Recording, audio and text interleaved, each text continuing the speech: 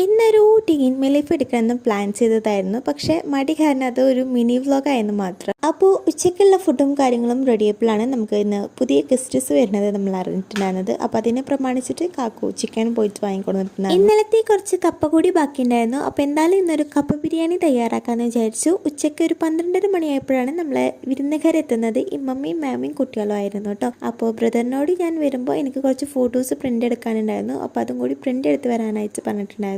അപ്പോൾ അവന് അതായിട്ട് എത്തിയിട്ടുണ്ട്. അപ്പോൾ നമ്മൾ ഒരു ഫ്രൂട്ട് സലാഡ് പോലെ ഉണ്ടാക്കാമെന്ന് വിചാരിച്ചിട്ട് ഫ്രൂട്ട്സ് ഒക്കെ കട്ട് ചെയ്തുകൊണ്ടിരിക്കുകയാണ്. പൈനാപ്പിൾ, അനാറും അതുപോലെ വാട്ടർമെലനും എല്ലാതും ഉണ്ട്. അവർ വന്നപ്പോൾ ചക്ക കൊടുത്തിട്ടുണ്ടായിരുന്നു കേട്ടോ. അപ്പോൾ എന്തായാലും ചക്കക്കൂട്ടാൻ കൂടി വെക്കാമെന്ന് വിചാരിച്ചു. ചക്കക്കൂട്ടാൻ എൻ്റെ ഫേവറേറ്റ് ആണ്. അപ്പോൾ നമ്മൾ ചിക്കൻ കറി ഇവിടെ റെഡി ആയിക്കൊണ്ടിരിക്കുന്നുണ്ട്. അപ്പുറത്ത് കപ്പ വെന്തുകൊണ്ടിരിക്കുന്നുണ്ട്. പിന്നെ നമ്മൾ പപ്പടം പൊരിക്കാനായിട്ട് നിന്നു. പിന്നെ ഇതിൻ്റെ ഒരു നെക്സ്റ്റ് പാർട്ടായിട്ട് അടുത്ത ഷോർട്സിൽ വരും കേട്ടോ. അപ്പോൾ നമ്മളെ അയരിക്കുട്ടി ഇതാ റൈറ്റിന് പോയിട്ട് വന്നുകൊണ്ടിരിക്കുകയാണ്.